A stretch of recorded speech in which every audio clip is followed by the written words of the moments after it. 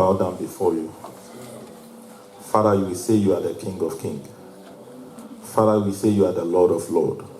Publicly, oh God, we acknowledge what you did on Friday. Publicly, Lord, we acknowledge that you are the source of all healing, all deliverances, all graces, all power, all glory and honor.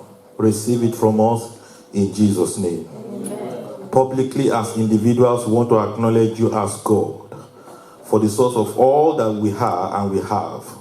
Be thou glorified in Jesus' name. Amen. I want to praise you for all the people you healed, or for all the people you delivered. I want to praise you for your kindness to our families, your kindness to our life, your kindness concerning our going out, our coming in, your kindness in preserving and protecting us from evil, from all harm, your kindness in providing for us, for your mercies has been enduring in our lives. Lord, we return the glory back to you in Jesus' name. Amen. Please, Lord, give us a heart of worship this morning. Thank you, faithful Father. In Jesus' name we have prayed. Amen. Amen. Praise the name of the Lord. Amen. And the church will say louder. Amen. Please, can you welcome 3 people to church this morning? I'm not preaching, don't worry. So we'll soon go back to pick up our dancing steps. Welcome 3 people and say you are welcome to church this morning. It's Thanksgiving. It is good to worship God. It is good to praise God. It is good to exalt his holy name. It is good to magnify him. It is good to say he's the King of Kings and the Lord of Lords. He's the reason for our living. Be thou glorified, O God. In Jesus' mighty name we have prayed. I want to read a story to you in Acts of the Apostles chapter 16. In Acts of the Apostles chapter 16. Acts of the Apostles chapter 16.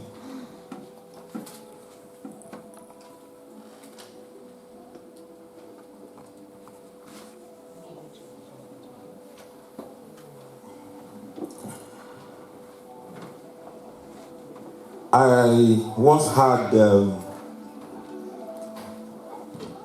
lecturer who gave us a question that we don't know how to solve.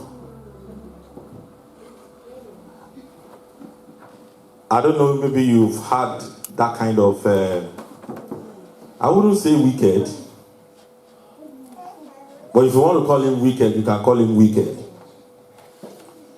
Praise the name of the Lord. And if you want to call him in the language of this land, mean, you can say he's mean. Fortunately, he was a lecturer then who was a partisan politician. I mean a real politician. So, and he was from the Muslim world. But he was very good teaching. So I wouldn't know, some rumors, which I don't want to go into on the pulpit, was going around about him.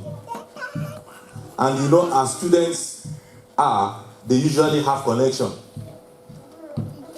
So one of the students in my class had connection with the rector of the school, the head of the school. And then one way or the other, the rumor about the lecturer got to the head of the school. And I guess the head of the school called him and called his attention to it. You can guess the kind of rumor it can be. I won't tell you. But you know those kind of shady, dirty rumors. And because he was a connected politician and a lecturer, even the head of the school could not touch him. So he came to class and he was grumpy and mean-faced that day. And he said, okay, I've heard that you guys did this to me. We were just like in 200 level. And he said, I heard that you guys did this to me, did that to me. And one of you even have the boldness to go and report me to so. And I'm going to show you that I'm in charge in this class. And so he decided to give us an unannounced test. And you can't query him for giving you a test. The question is whether he's going to use it as part of our assessment, whether you can challenge it, we don't even know. And he had prepared the test. It was a topic that he just started teaching us. You know, when you teach account, you can teach it, you can teach the introductory part of a topic. Then you move to the advanced part of a topic. And you move to the intermediate part of the topic, then you move to advanced part of the topic. So he has just started the introduction, and then he moved to the advanced part of the topic. It was later on that some of us now discovered that an ACCA London final question. He just brought it to class that day. You have not gotten the best part of the story. For those of you that could not speak my local language, you know, there's no way you can set an accounting question that you not give the company a name. So, in my local language, he called the company, he changed the question and called the company Insult Nigeria PLC. You know what it means in my local language? Isokuso Nigeria Enterprises. So he was, in a way, giving us a proverb that we have insulted him and we are going to see. So he gave us the question. And all of us were biting our teeth, grinding our pens, because what you don't know, no matter how brilliant you are, what you don't know, what you don't know, what you don't know. It was one scenario of having a question that you cannot answer. That was for me at that time. Eventually, we discovered the source of the question. I have a group of ambitious students, and one of us brought out the question and said, I saw where he picked the question. And I remember two of my friends, they solved the question at home. So in our group discussion, we eventually solved the question. And that's not where I'm going to. What I'm going to is actually about our life generally. And I'm going to be saying some frank things so that you can praise God. And I'm going to be saying some frank things so that you can worship God. Most times when we want to worship God, now we are worshiping God because of Friday. We're worshiping God because you have a job. We are worshiping God because you say, oh, I want to marry. Are you married? Am I right? But are there not, is it every answer, every question in your life that you have been able to answer? Can you worship God for life unanswerable questions? Are you with me? Can you worship God for life unanswerable questions?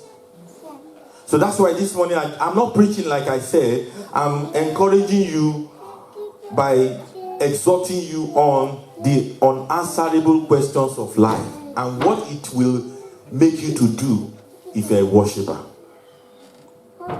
The unanswerable questions of life. Can we say it together? Unanswerable questions of life. Now, the other part is what is going to make us to do. Look at an example of Paul the Apostle. I don't think any reasonable person will worship God if he's in prison. Am I right? So why should you be expecting Paul the Apostle to be praising God in prison? You've just been in prison. Is that not the time to be sad? Is that not the time to write a letter to God and say, God, with all the prayers that I've prayed, God, with all the evangelism that I've done, even in the history of the whole world, nobody has done evangelism like me. God, Peter married. All other apostles married and they have children. I, Paul, I never married because of your work. Yet, you allowed me to be put in prison, God. Is that the time to be worshiping God? Let's look at Apostle Paul. In Acts of the Apostles chapter 16 briefly and see what he did in prison. In verse 25, and at midnight, And you know what happened was that he cast out a demon from somebody that was merchandising with familiar spirit. And the person created a business strategy. The business strategy was that he wanted to identify with Paul while Paul was on a visit to that city, so that when Paul leaves the city, she's going to say that, do you notice that I was going around, I was saying, look at Paul, the servant of God. The spirit in Paul was in me. So if you listen to Paul, you must listen to me. You saw all the signs that he did. You saw all the miracles. You see, I was testifying and said, see, this is Paul. So Paul knew the business strategy that she wanted to use him. So she turned to the lady and saw that there was a demon inside of her and cast out the demon, and that was the source of their trouble. They were put in prison. And the Bible says in verse 25, at midnight, Paul and Silas prayed and sang praises unto God, and the prisoners are dead. And suddenly there was a great earthquake, so that the foundation of the prison were shaking, and immediately all the doors were opened, and everyone's bands were loosed. Thank God this one ended what? Well. But what about number one? The mysteries of open doors. Everybody say life unanswerable questions. Life unanswerable questions. And I give you one life unanswerable question. Number one, the mystery of open doors. Till you see Jesus, you will never understand the mystery of open doors. You're still wondering what are the mystery behind open doors. Why does it take so long to open some doors that you want open? And why does it take so long to close some doors you want them closed, despite persistent prayers? Are you with me? Now the question is this. That is one life unanswerable question. Will you turn back at God, please, church? Because there's a door you are saying, God, close in my life. I don't want this door again. Or there's a particular door in your life you are saying, God, please open. I want it open. And you've been praying and you've been praying and praying. Life unanswerable questions. Number two, about the mystery of open door. Why God closes a door you expect him to open? And why God open a door you expect him to close? Well, that one can make you happy, Abba. Am I right? But why will God close a door you expect him to open? I knew a preacher in my country, very brilliant, attended the first university in Nigeria. In fact, he was so brilliant, he was into cultism, he was into drug, and eventually he got born again. He was brilliant, very brilliant. If you know him, they call him George Adegoye. If George is preaching or teaching, he can quote 400 scriptures. You need to listen to him one of these days. They call him Walking Bible. And he will be quoting difficult part of the Bible, and he will be giving you the label. Philippians chapter 2 say, and he will be quoting all the scripture. That's how intelligent he was. And he still is. But then, he says something that he has never been able to forget. He had scholarship to study in the US. That's one life unanswerable question for him. Even though it was accepted, God said he shouldn't go. Can you understand that? When he was young. Eventually, he knew the reason why God said he shouldn't go. He will never have become. Now, this is somebody now, eventually, God opened doors for him. He carries a British passport, even though he lives in Nigeria. Another life unanswerable question for him was that God never allowed him to live in Lagos. Yet, he was a well-known teacher of the word. He lives in a remote city, Muslim-dominated city, Ilorin. Yet God did not allow him to leave that place.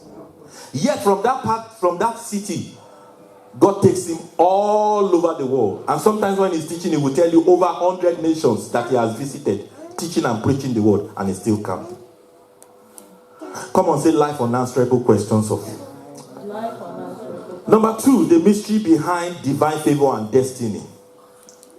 The mystery behind divine favor and destiny. The mystery behind divine election. I know you have heard about it, and it's in Romans chapter 9.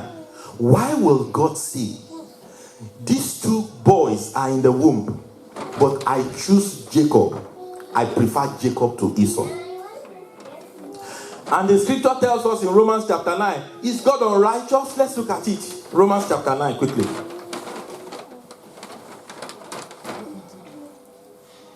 The mystery behind divine favor and divine destiny. Let me tell you something. Package yourself as much as you can. Those who will not become celebrity will never become celebrity. Are you with me? It's not about packaging. It's not about branding. Praise the name of the Lord. Look at Romans chapter 9.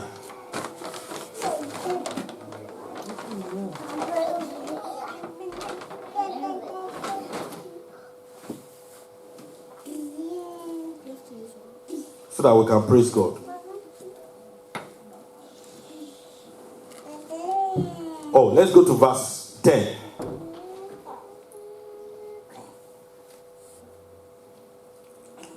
Let's go. And not only this, but when Rebekah also had conceived by one, even by her father Isaac. Let's go. For the children being not yet born, neither have done any good or evil, that the purpose of God according to election might stand, not of works, but of him that calleth. It was said unto her, the elder shall serve the younger. What have these children done? What is their offense? Let's go on. And it's, as it is written, Jacob have I loved, but Esau have I hated. Why will God make that kind of statement? There's none of your business, Google. Just speaking my voice. What shall we say then? Paul is helping you to think. Is there unrighteousness with God? God forbid. Life unanswerable questions. Let's go. Verse 15. For he said to Moses, I will have mercy on whom I will have mercy. I pray that you will be the one that God will have mercy upon. So, in other words, the greatest prayer point is, Lord, have mercy on me. He says, and I will have compassion on whom I will have compassion. And there is nothing anybody can do about it. Let's go on. For he said to Moses, for so then it is not of him that willeth, nor of him that will run it, but of God that sheweth mercy. Mercy is one of the secrets to life unanswerable questions. Verse 17. Quickly. For the scripture saith unto Pharaoh, even for this purpose have I raised you up, that I might shew my power in thee, and that my name might be declared throughout all the earth. Why did God choose Pharaoh? Therefore, he had mercy on whom he will have mercy, and he whom he will harden, he hardeneth. Praise the name of the Lord. Everybody say life unanswerable questions. Number 3, the mystery of suffering and trial of faith for believers. I hope you still know that suffering is still what a believer should expect. And the truth is that our own suffering comes to us in different packaging. To some, they have to battle a sickness, but God will not allow you to take their life away. To some, they battled diseases. To some, they are battling joblessness. To some believers, they are battling barrenness. They have battled loss of something. I hope you know that you may not be able to answer all these questions of life. Look at Paul's thorns in the flesh in 2 Corinthians chapter 12, verse 6 to 9. He says, for though I will desire to glory, I shall not be a fool, for I will say the truth. But now I forbear, lest any man should think of me above that which he seems to be, or that he heareth of me, unless I should be exalted above measure through the abundance of the revelations. And there was given to me a thorn in the flesh, the messenger of Satan, to buffet me, lest I should be exalted above measure. For this thing I besought the Lord thrice, that he might depart from me. And God said, with his baritone strong voice, my grace, Paul, is sufficient for thee, For my strength is made perfect in. Most gladly, Paul said, I change my appearance. I will rather glory in my infirmities, that the power of Christ may rest upon me. May we all learn to glory in our infirmities, that the power of God may rest upon us. Tell the person next to you, what you are going through, God has a purpose behind it. Don't give up. Hallelujah. Life unanswerable questions. Number 4, and that is the last one. Why God does not and will not answer some prayers until you see Jesus. Is that a shock? Is that a surprise? Not all your prayers are going to be answered. These are very difficult messages to preach, but I chose to preach them. Not all your prayers are going to be answered. Not all my prayers have been answered. If you're going to be frank, if you're going to be sincere. But some of them that God chooses not to answer, by and by, He gave me the reason why He didn't answer them. And you too can remember now, perhaps you wanted to go to one secondary school, God did not allow you to go to that one. You wanted to go to one university, God did not allow you to go to that university. You wanted to study a particular course, God did not allow you to study that course. You could have married somebody else. God did not allow you to marry that person. Now you understand. Because that person's marriage did not last for 1 or 2 months. What if you are in the person's life? Hallelujah. You know why I'm saying what I'm saying? Because a prophecy came to me during the week. And I had God suddenly said to me, he said, not write it down, church. Every one of us. And then I close. God said to me, I'll be very slow. He said, not all the questions of life have an answer. Not all the questions of life have an answer. So learn to lock them up in praise. Learn to lock up those questions up in praise, God told me. Become, and this is my point, a prisoner of praise. And your life reduce will always end up in praise. Not all the questions of life have an answer. Learn to lock them up in praise. Become a prisoner of praise, and your life reduce will always end up in praise. Hallelujah. Deuteronomy chapter 29, verse 29. 2 more scriptures and then we praise. We close. You know the solution. When you think of life unanswerable questions, become a prisoner of praise. Hallelujah. And every other thing in your life will end up in praise. Let's read it together. 1, 2, go. The secret things belong unto Jehovah, our God. But the things that are revealed belong unto us and to our children forever, that we may do all the words of this law. Whatever God chooses not to tell you. Do you know if you have grace to hear God's voice, you have grace to see revelations?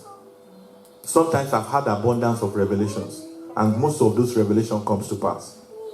And when I go through a season in my life that I don't see anything, I don't hear anything in a spectacular way, I keep reading my Bible and praying.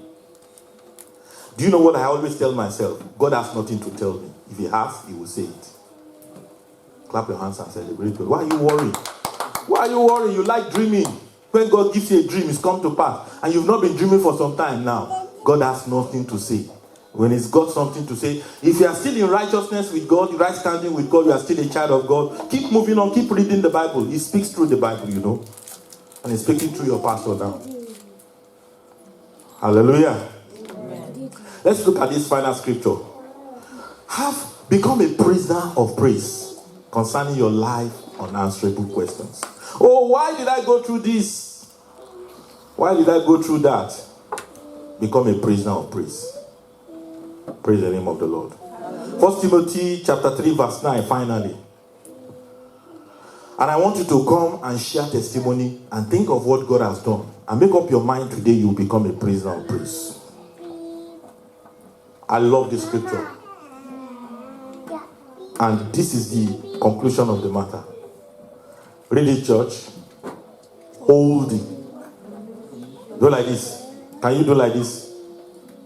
Holding the mystery of the faith in pure conscience. Go again. Holding. Close your eyes. Hold it. All those mysteries that I've mentioned, 4 of them, and many more mysteries that you can't answer. Somebody is still thinking, why is not tall? Somebody is still thinking, why is not light in complexion? All those mysteries of faith, hold them and put them on your conscience. Never allow your conscience to become defiled to the extent you will say, I won't read the Bible again, I won't pray again, I won't come to church again. Rather, those mysteries, turn them to your praise. Turn them to your praise points. Turn them to your worship sessions. Become a prisoner of praise. I have come to worship you, Lord. I said, I have come to worship you, Lord. Stand to your feet and say after me, say, I have come to worship you, Lord. I don't know all the riddles. I can't solve all the riddles of my life. I can't answer all the questions in my life. But I've come to worship you. I've come to exalt you. Can you just do that this morning? I can't answer all the questions of my life. I don't even know why I'm going through what I'm going through. Perhaps you don't even know why you have been born yet. You will soon know. But can you just lift up your hands and worship him? Lift up your hands and worship him. Bow down and worship him. Bow down and worship him. Worship him. Oh, worship him. Bow down and worship him. Worship him. Bow down and worship him. Worship him. Oh, worship him. Bow down and worship him. Bow down and worship him. Bow down and worship him. Worship him. Oh, worship him. Amen. There are 2 books that could help you to understand the concept that I've just taught this morning. Suffering, Why Me by David Yogicho, or A Direct Subject by an American preacher called, he's dead now, but he had this classic that was a bestseller, Prisoners to Praise by Marlene Carothers. Those are books that can help you to understand what I've just taught this morning. Has God been good to you? Do you have a testimony? Clap your hands and celebrate God. Before we bring in the worship, the last worship session, have your seat. Praise the Lord.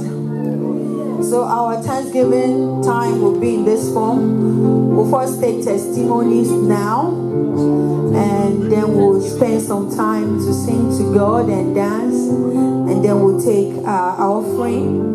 Our offering will be in 2 parts. So if you're coming, know that you are giving maybe your tithe and your offering, and you're giving your Thanksgiving offering. Yeah, in this church we believe the Thanksgiving offering should be different, something you bring to appreciate God.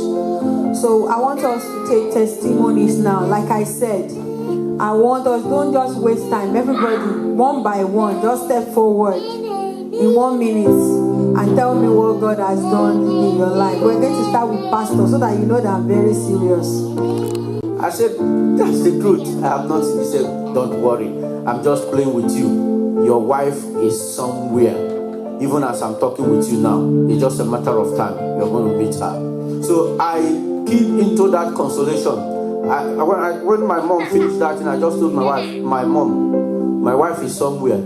It's just a matter of time. We will see ourselves. So, and that was how exactly how the thing happened. So now, a father of 3 boys, not by my own effort, not by anything so special in my life, but just out of the benevolent heart of God. In fact, sometimes if I look at what I have desire to have, and I'm not getting it immediately, and I look at all I have already, I just say, Satan, you are a liar. I start singing praises at home. I keep on singing praises. Praise the Lord. So if I continue to count, I have lost count. And I want to save our time so that others can come on. Praise the Lord. Praise the Lord. Stephen, it's your turn. Let's just be conscious of time right now. Well, something happened. Something happened on Friday. See, I was on Bridge and Hereford Street next to my taxi, looking into the river for see if there were any fish. And then I looked to my right, and 3 monks, Buddhist monks, were coming towards me, see, in a kind of brownie-coloured, dress. As they went past, I said hello. One of them, whose name was Bakshi Sona, and we talked a wee bit, and how can I explain? I know a bit about the Buddhist religion and what they believe, and I mentioned I was a Christian, and we kind of talked about different aspects about their religions. But what I thought really funny was they actually live out of Rolleston, small community, see. And he said, well, if you're ever out there, just drop in and say hi. And the last thing he did was, which I thought was really sort of really funny to me, was he pulled out his cell phone and said, can we take a selfie? I was like this beside Bakshi. It's this person who's trying to understand spiritual things. Suddenly pulls out a phone like everybody in the West says, selfie! But he was a very nice person, and it was just a really nice experience. But to me that was sort of really quite funny that, he should not have a cell phone taking selfies of his friend. Praise God. We thank God for His favor in your life, and we thank God for the opportunity He has given you to share your faith with others. Praise the name of the Lord. Sir. Praise the Lord. Yeah. In fact, I'm an embodiment of God's grace. So I've got a lot to thank God for. If I say I should start saying one by one what God has done in my life, you might not even live here today. Yeah. So I just want everyone to rejoice, and thank God with me. Yeah. There are some things in life you won't even plan, but you don't know God has them in plan for you. Just come, even without you praying for them. That's why I say I'm an embodiment of God's grace, and I just thank God for that, and I want you to thank God for that. Praise the Lord. Everyone, your turn. It's everyone. Then Sister Ladi will get ready, and Mrs. My name is Lord.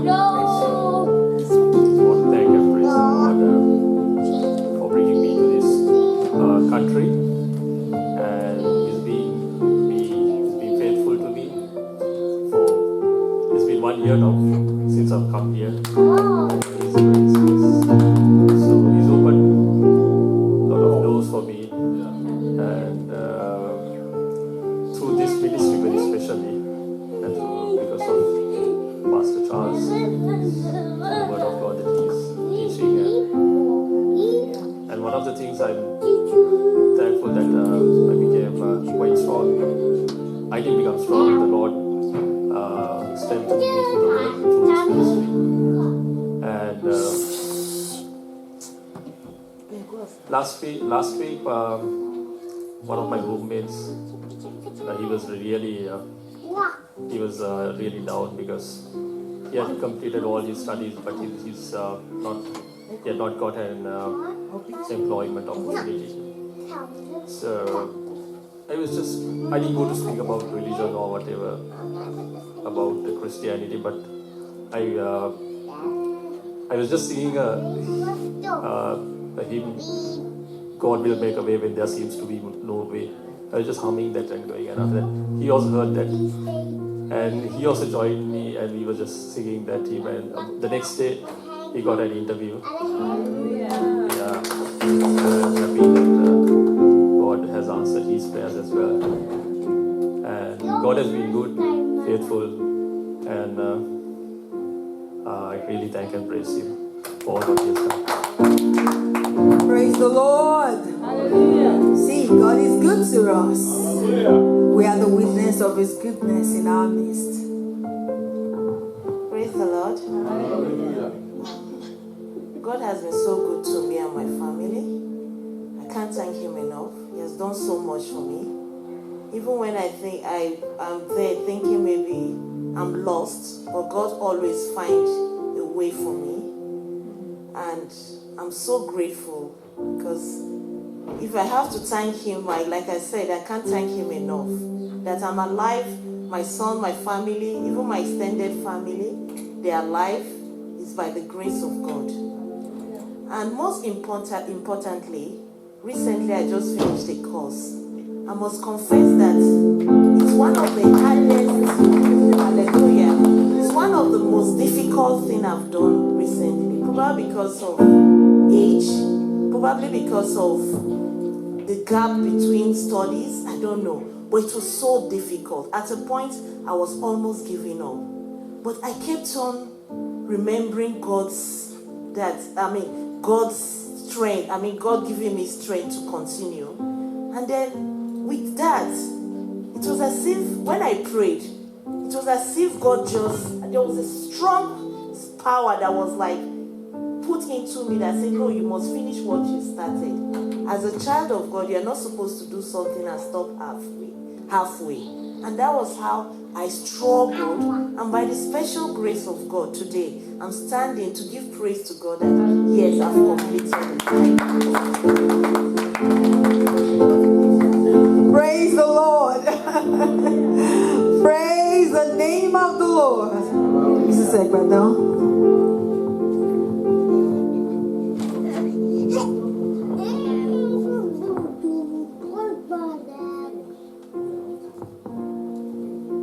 Praise the Lord. I want to thank God for, He's been more than good. I don't know where to start from. My whole life is a testimony. In fact, somebody actually told me recently that I should change my name to Favor because I've been enjoying the favor of God. Like, I don't know. I really don't know why God loves me the way He does, because at times I feel I don't deserve His love, And specifically, I want to thank God for what He did in the month of August. I've been having, in my family, we've been going through some challenges, and we had 4 prayer points. Specifically, 4 things we were trusting God. We've been trusting God for since February. And just like magic, Pastor said something at the beginning of August that we should fast and pray. We should pray that God was going to do something. And, when he said that thing, I don't know if everybody took it seriously, but I did, because in my family, where I come from, not my husband and myself, I mean my parents, month of August is usually a very scary month because bad things do happen in my family. Like, my mom lost 2 of her kids in August. My dad, lots of things usually happen in the month of August. So when Pastor said that thing, I just keyed into it that I don't know where this is coming from, but yes, it's time for me to pray. And just like magic, what I was praying for, it was not even what I saw. I actually got the result for things we've been praying for since February. God did those 4 things, very huge things, like I just can't say. Pastor said, so he preached on spending from the purse of Jehovah. My whole life, I've been spending from the purse of Jehovah. Sometimes people look at me and they're like, how do you do this? And really, myself, I ask myself, how do you do this? God just sets me in place. God just bring people my way, supernatural helpers. I don't know, all my life, and since we came to this New Zealand, it's just been God's favor, God's grace in my husband's life, in my life, in the life of my son. Since he has been born, it's been God's favor. Because if it's just by ourselves, no. So I just want to thank God for His grace and His favor in my life and in my family. Praise God. Praise the Lord. Elizabeth.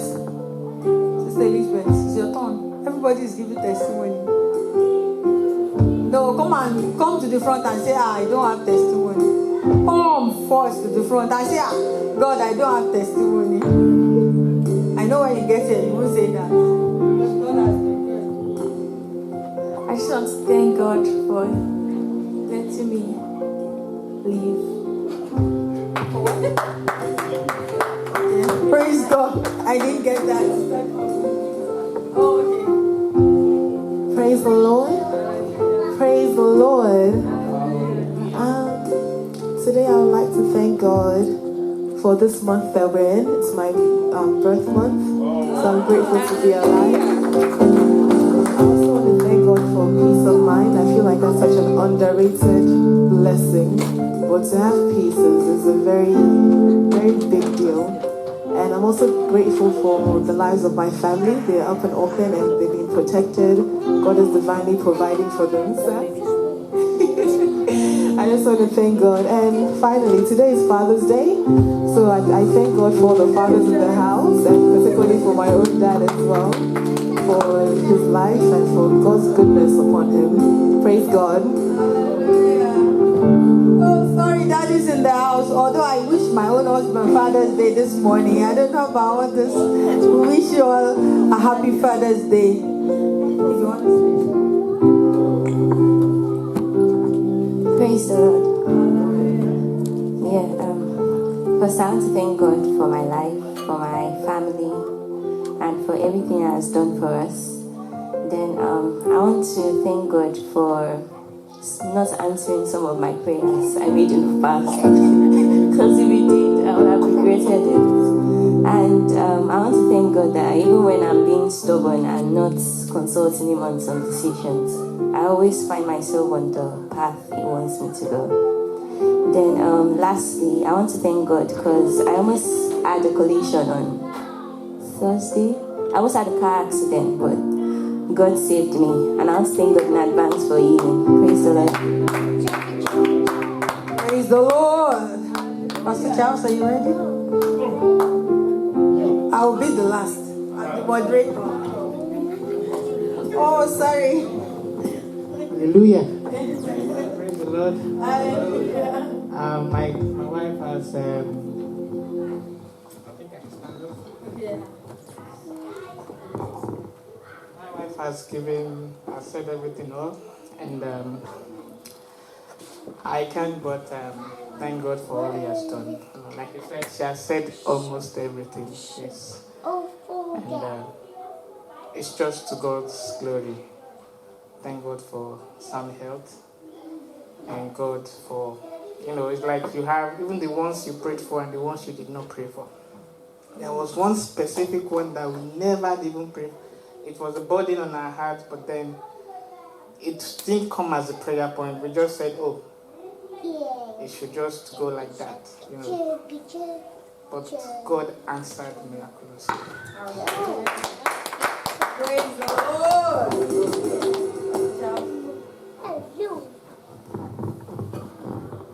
Amen. I want to give glory to God also. God has been good to me. Like I used to say that pastors don't like sharing testimonies because to be as if, but I'm very grateful because all of us have testimonies of God's goodness, encounters that we have in the month of August. Praise the name of the Lord. I also want to give glory to God because I had an impetus to pray some special prayer in the month of August because I started having retrospect about my past. And I think my thought became clear today. Like there was a point in my life, in my ministry when I was in Nigeria, that people will come to the city where I was pastoring and they will hear me preach and they will say, oh, Pastor Charles, no, you are gifted. I don't think you should be in this place. But God said, no, I shouldn't leave. And a lot of other things, God said, do this for this, do that. And God helped me to actually build that church. And one time he told me, he said, when you are done, I will release you. And eventually he released me. He blessed me in that land. Even though the church was a thriving one, people don't even know. And I remember something also recently that people don't know me much. People know the church, but they don't know the man behind the church. Because I don't push myself forward. That's another thing. They know a lot about the church in town, but they don't know the man behind the church. Number two, people actually know Shield, which is the name of my accounting firm in that town. Nearly all the big businessmen in that town are my clients. And recently God just told me something and said, when I give you a land spiritually, I will give it to you economically. I'm waiting for that in this land as well. I also want to give glory to God because eventually God brought me out and opened doors, happened internationally. I remember in those days I used to have dreams. And that's my consolation today. I used to have dreams of seeing myself preach in America and people coming out and say I'm healed, I couldn't move my hand, now I can move it. And from when it started happening in 2012, I knew that God answers. When God shows you a vision, it's going to come to pass. I can tell you I have a catalog of visions now that I'm waiting on God and I know that it's going to manifest.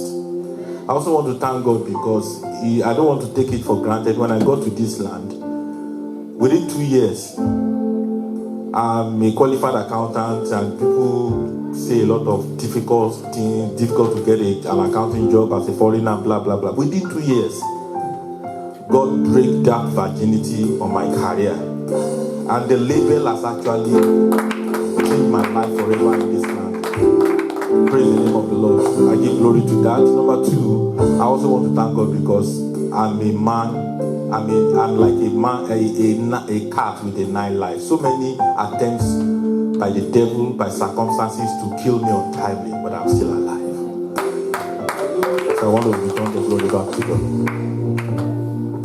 Praise ye the Lord. I want to thank God because of his goodness in my life, in my family. I want to thank God specifically this morning. This is the point that I told God I will share it. I started a course, was it December? I think we signed on into the course. You'll be wondering what course is this woman doing again? That's what I keep asking myself too. So I signed up for this course on December 1st. And it was meant to be an 18-month course. So I told myself, well, I can take my time. But I had pressure on me because there was a reason why I was doing that course. And there was something I needed to finish it and use it for. So along the way, I kind of got stuck. I knew December, I can't even remember doing anything. January, I got back to it again. It's an online course. Started, moving on. It was just having challenge. I keep giving myself timeline. I'm like, I should be able to finish this course in 6 months. I think I gave myself 6 months as the timeline, even though it's an 18-month course. But it was like the timeline I gave myself gave me more pressure. Instead of helping me to work faster, it's like it gave me more pressure. Because most times, I'm unable to get to it during the day, maybe in the night, I'm tired and all that. So I just had lots of challenges along the way.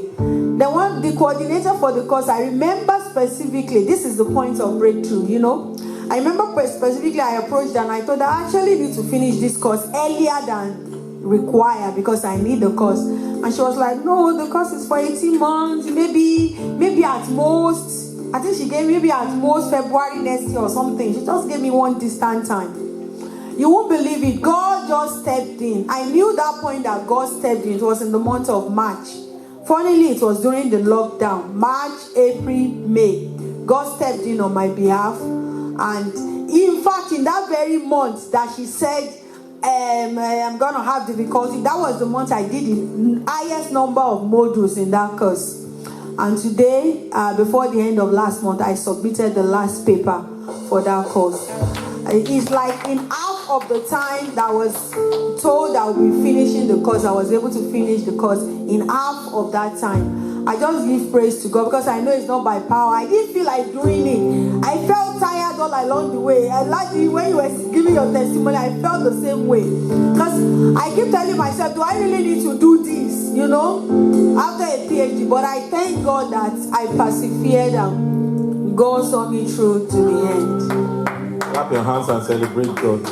When she was sharing her testimony, I don't know what pushes some of us. We just find ourselves doing one course or the other. I'm running a course online now. And fortunately, they will show you your percentage. My percentage is I'm 12% into the course. And I look at all what I've done. And I really wish I hadn't started. But I've started and they are deducting my money every week. God have mercy on us. In 10 minutes, we'll be out of the service. Want to pray for fathers, want to worship God, and want to pray for August celebrants. Even though she promised us a party yesterday and she didn't fulfill it. September celebrants, sorry. Praise the name of the Lord. So rise to your feet in 5 minutes. We're going to worship God intensely. And the remaining 5 minutes, we're going to just come, pray for fathers. All the fathers in the house, whether fathers online, fathers in the house. Fathers at home, potential fathers. And do you know the people that are going to pray for us? Mothers.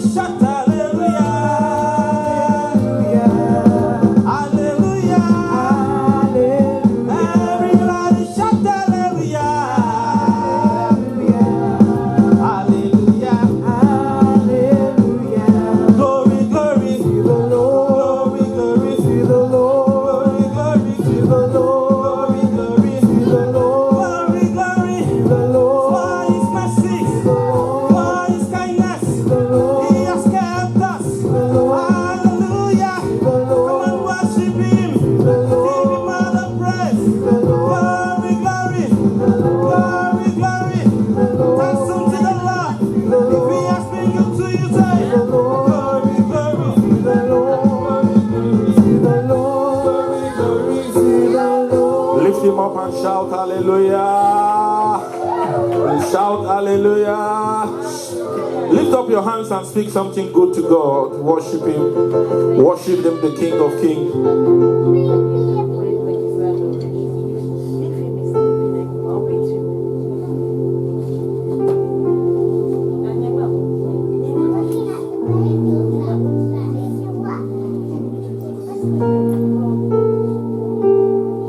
Worship the King of Kings. Worship the Lord of Lords. Worship the I am that I am. Worship the mighty God, the El Shaddai. Hallelujah. Hello everyone. Thank you for listening to today's message. We hope you've been blessed. Please don't keep it to yourself, share it with your contacts, and don't forget to like and subscribe to this YouTube channel. Stay blessed.